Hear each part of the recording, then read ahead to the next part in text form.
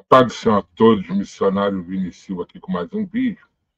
Eu quero falar rapidamente desse menino, tá aí todo mundo comentando, Miguel Oliveira, que se intitula Missionário e Profeta. Missionário ele pode até ser, porque missionário não é um cargo, é uma função, né? E agora, profeta, é evidente que ele não é. Quem conhece a Bíblia está vendo que ele não é, ele é um falso profeta.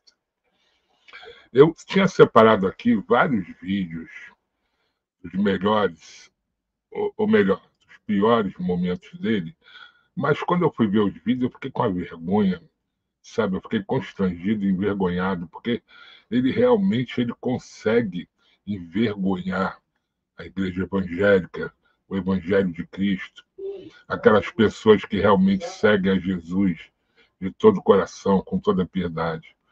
E ele nos envergonha, ele escandaliza a igreja de Cristo. Isso é grave porque a Bíblia diz assim: no mundo vão ter muitos escândalos, mas ai daquele pelo qual o escândalo vem. E foi de Deus o conselho tutelar ter parado esse garoto, porque ele estava arrumando um problema muito sério para a vida dele. Ele e os pais dele que o estavam usando e para fazer esse tipo de coisa, e a gente não sabe com que interesse, ou melhor, sabe, mas não pode falar porque possa ser processado, né?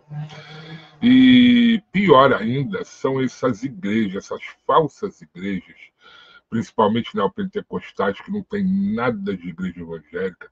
Igreja neopentecostal não é igreja evangélica, não é igreja histórica, não é igreja tradicional e muito menos igreja primitiva. O que elas querem é encher as igrejas e faturar. São empresas. Fujam de igrejas neopentecostais. E esse menino, infelizmente, ele vem da Assembleia de Deus, o que me deixa mais envergonhado e mais constrangido ainda. Os pais dele e ele é da Assembleia de Deus. Enfim, ainda bem que o Conselho Tutelar impediu ele de continuar fazendo isso, fazendo essa vergonha, esse vexame nas igrejas. E ele diz que ele vai voltar, e de uma maneira assustadora, né?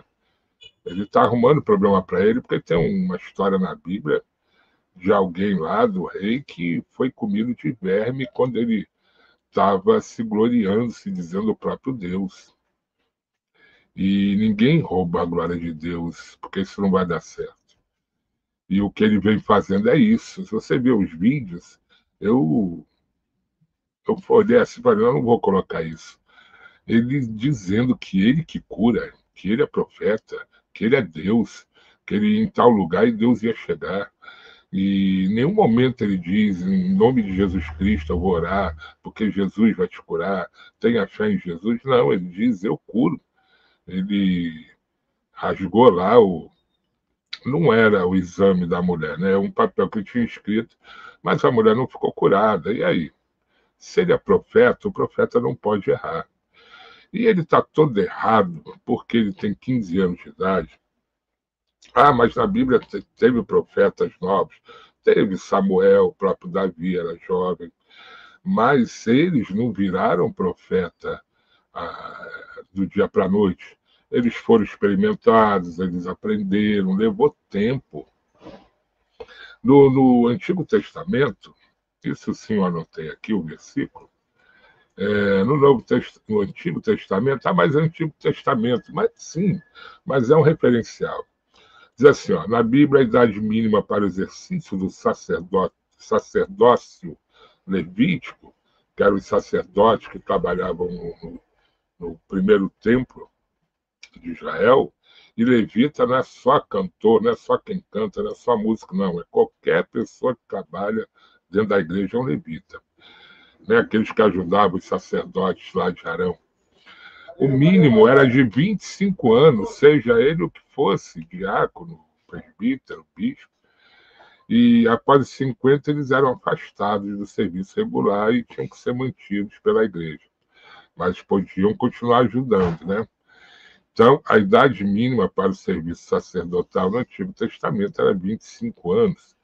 Onde é que está isso? Está lá em Números 8, versículo 24 a 26, e Deuteronômio 23, versículo 25 a 30, que diz assim: só poderão ministrar no tabernáculo os levitas que tiverem entre 25 e 50 anos de idade, mas desde a idade de 50 anos deverão afastar-se da atividade regular e nela nunca mais trabalharão.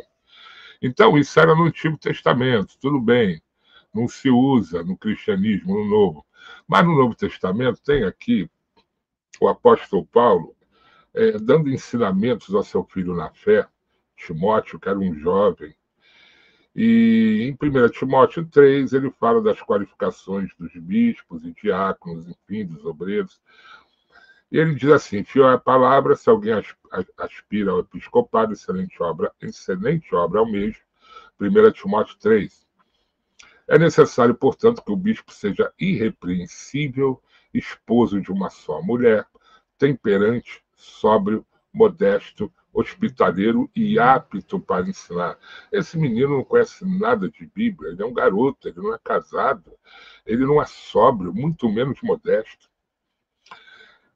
Não dado ao vinho, não violento, porém cordato, inimigo de contendas e não avarento, que governe bem a própria casa, criando os filhos sob disciplina com todo respeito. Aqui já mostra que ele tem que ser um homem adulto. Versículo 6 diz: não seja neófito. O que é neófito? Aquele que tem pouco tempo de igreja, que está começando, que não tem muito tempo. Então ele diz: não seja neófito, para não suceder que se ensoberbeça e incorra na condenação do diabo. É exatamente o que está acontecendo na vida desse menino. Por ele ser neófito, ele está se ensoberbecendo, está orgulhoso, está achando até que é Deus, ou seja, está ficando maluco já com 15 anos e vai cair na condenação do diabo. Aliás, já está caindo, porque já foi afastado. Versículo 7, pelo contrário, é necessário que ele tenha bom testemunho dos de fora, a fim de não cair no opróbrio e no laço do diabo. Então, cada vez, cada igreja que ele vai, ele está se achando mais ainda, né, que alguma coisa realmente fora do normal. E aí ele vai dizendo aqui: também sejam primeiramente experimentados e se mostrarem irrepreensíveis, exerçam o diaconato. Então, a Bíblia está dizendo, primeiro ele tem que ser experimentado. Eu levei 16 anos para ser pastor e não queria ser pastor, porque eu sabia da imensa responsabilidade que é fazer a obra de Deus. Porque o nosso patrão, entre aspas, não é um homem, é Deus. E a coisa é mais estreita, é mais pesada. Quem muito é dado, muito mais é cobrado. Deus envia o Espírito Santo, envia o fruto do Espírito e os dons, mas também a cobrança é muito maior. Então eu fui tudo dentro da igreja, tudo. Comecei auxiliando, lavando a igreja, lavando o banheiro, fazendo aquele serviço que ninguém quer fazer, mas que é importante para você aprender a ter humildade dentro da igreja. Depois, auxiliar de trabalho, auxiliava um pastor que tinha, carregava a pasta dele, preparava o púlpito para ele pregar, e gostava, sempre gostei disso. Aí depois, obreiro, diácono, presbítero, evangelista, e sempre os pastores me chamando, sem eu nunca pedir nada, porque eu gostava só de ir na igreja, ficar lá, conversar, assistir o culto. Eu nunca quis ser obreiro. Muitas vezes até por preguiça, por medo. Eu sempre tive temor de Deus, de fazer algo errado na igreja e ser punido. E aí, vira e mexe, olha, você, sabe, estão querendo te levantar, pastor. Não quero, eu trabalho, eu sou músico, não quero. E isso depois de ter feito 5 anos de teologia numa faculdade, não foi na igreja, coisa séria, um curso sério. Depois fiz 4 anos de história, faculdade de história, sou professor de história. E também fiz 4 anos de seminário da Graça de Deus, tendo estudado a Bíblia inteira 12 vezes e lendo todo o Novo Testamento uma vez por mês. E há mais de 40 anos vivendo o Evangelho. E não me achava preparado. Aí vem um menino de 14 anos e se diz profeta, se diz o próprio Deus. Então, tem que parar esse menino mesmo e os pais cuidarem dele. Ele precisa de um psicólogo, ele precisa ser, ele precisa aprender, ele precisa passar um bom tempo no banco da igreja aprendendo, sendo discipulado por um pastor realmente de Deus, um pastor sério, não um pastor autoproclamado, mas um pastor feito por Deus, alguém que ele precisa ter experiência de vida, ele precisa sofrer pelo Evangelho, para ele entender o que é o Evangelho. Ele precisa ter testemunho de boas obras dentro da igreja, dentro do Evangelho, para um dia querer ser um diácono, porque a Bíblia fala do diácono. O diácono ele tem muita importância. O primeiro mártir cristão foi Estevão, que era um diácono. Enfim, eu ia botar alguns vídeos dele aqui, mas eu fiquei realmente constrangido e com vergonha. E ainda bem que Deus usou. Deus deve ter tentado usar os pais dele, o pastor dele, a igreja dele, mas Deus viu que esses homens estão mais preocupados com outra coisa do que com a vida pessoal desse menino. Infelizmente, ele estava ganhando muito dinheiro nessas igrejas neopentecostais e ele nem os pais vão querer perder isso aí. Infelizmente, essas pessoas vão ser muito cobradas por Deus. Sabe, essas pessoas, a Deus e o Evangelho, que é um lugar de salvação, para essas pessoas acaba virando algo para condenação. Porque é como um remédio. Na dose certa cura, na dose errada mata. Você buscar Deus, buscar Jesus por amor, porque você sente uma atração, um amor por eles, isso leva você à salvação. Mas você buscar Deus e o Senhor Jesus por qualquer interesse que não seja o amor por eles, te leva à condenação. E essas pessoas estão brincando. Elas veem algumas pessoas se dando bem, entre muitas aspas, financeiramente falando, e querem imitar.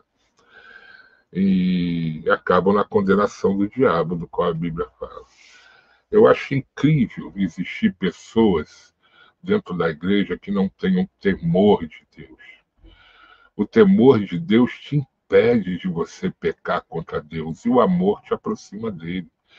Então, a primeira coisa, olha, eu falo isso, eu me tremo por dentro, meu olho começa a querer lacrimejar, porque eu sinto a presença de Deus. Os dois requisitos mais básicos para alguém que se diz de Deus é amor por ele, em primeiro lugar, e o temor. Não o temor no sentido de ter medo, mas de ter reverência, de ter respeito, de entender que Deus é o teu Senhor, é o teu Criador, é o teu dono. E ele fala bem, ele tem inteligência, mas está usando para coisa errada, né? Para aquilo que não agrada a Deus. Ainda bem que ele foi parado pelo Conselho Tutelar. Deus precisou usar os ímpios, as organizações do mundo, para parar esse falso pastor, esse falso profeta, que é esse menino. Ele tem que estudar, ele está na idade ainda de brincar, de estudar, um adolescente. Daqui a pouco ele vai querer namorar, e aí vai escandalizar mais ainda, né? Mas tomara que ele fique um bom tempo afastado, até crescer, virar adulto e mudar a sua consciência e entender que tudo que ele fez só fez para envergonhar ele. Porque as coisas que eu vi ele fazendo aí é vergonhoso. É coisa para ser meme mesmo. É um troço para rir.